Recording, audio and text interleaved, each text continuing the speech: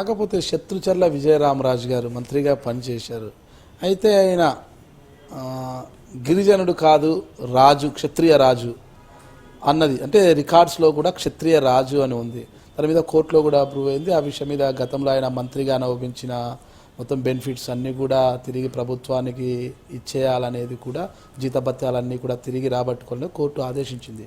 రికార్డ్స్లో కూడా అలాగే ఉంది. అయితే చివరి నిమిషంలో అంటే మీ భర్త పరీక్షిత్ రాజు గారు తండ్రి చంద్రశేఖర్ రాజు గారు వాళ్ళందరూ కూడా రికార్డ్స్లో క్షత్రియ రాజులుగా పేర్కొనబడడంతోనే గిరిజన తెగకు చెందిన శ్రీవాణి గారిని వివాహం చేసుకొని మార్చిలో ఏప్రిల్లో వివాహం చేసుకున్నంత వెంటనే నామినేషన్ వేయించారు అన్నది కూడా ఒక ఆరోపణ ఉంది. ఎంతవరకు వాస్తవం అంటే? ఆరోపణ ఏం కాదు, వాస్తవం. అది వాళ్ళకి క్యాస్ట్ విషయంలో కొంచెం డిస్ప్యూట్ ఉన్నది మాట వాస్తవం.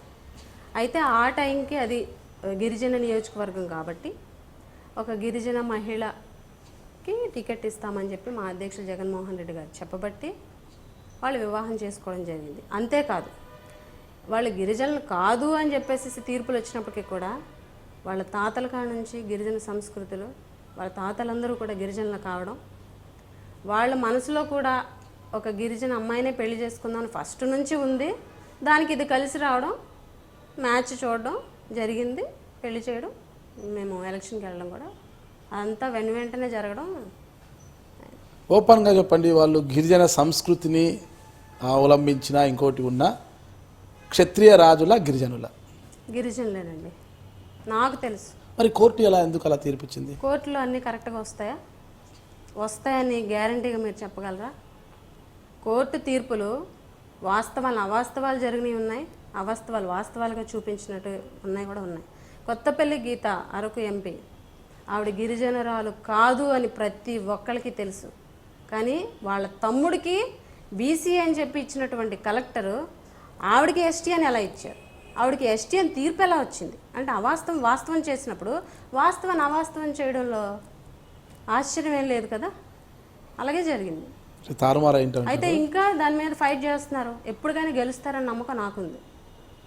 మీ పెద్ద మామగారైన శత్రుచర్ల విజయరామరాజు గారు ప్రస్తుతం టీడీపీలో ఎమ్మెల్సీగా ఉన్నారు. ఇకపోతే విజయ్ జనార్దన్, ఆయన కూడా మీ బంధువే అంట. ఒకవైపు ఆయన టీడీపీలో నియోజకవర్గ ఇన్ఛార్జిగా ఉన్నారు. ఈ కుటుంబం అంతా కూడా రాజకీయ చట్రంలో చిక్కుకొనిది, ఒక్కొక్క పార్టీలో అట్లా కూడా. ఈ నేపథ్యంలో మీరు ఎలా నెట్టుకు రాగలుగుతున్నారు? ఏముందండి, వాళ్ళ పాత్ర వాళ్ళు పోషిస్తారు. వాళ్ళు తెలుగుదేశం పార్టీ అధికార పార్టీ, వాళ్ళ పాత్ర వాళ్ళు అక్కడ పోషిస్తారు. వైఎస్ఆర్ కాంగ్రెస్ పార్టీ ప్రతిపక్ష ఎమ్మెల్యేగా నా పాత్ర నేను పోషిస్తాను. దానికి దీనికి ఏ సంబంధం లేదు. కుటుంబ పరంగా మేము వెళ్తాము, వాళ్ళు వస్తారు, అంతవరకు జరుగుతుంది. కానీ రాజకీయంగా మాత్రం భేదాభిప్రాయాలు ఉన్నాయి కాబట్టి రాజకీయాలు వాళ్ళదే, మాదే. మేము చేసిన వాళ్ళు వ్యతిరేకిస్తారు, వాళ్ళు చేసింది మేము వ్యతిరేకిస్తాం.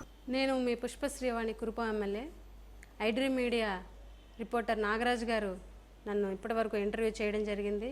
ఇంటర్వ్యూలో భాగంగా నేను ఏ విధంగా రాజకీయాల్లోకి వచ్చాను, ఏ రకంగా రాజకీయాల్లో గెలుపొందాను అన్న అనుభవాలన్నిటి కూడా ఆ ఇంటర్వ్యూలో ఆయనతో షేర్ చేసుకోవడం జరిగింది.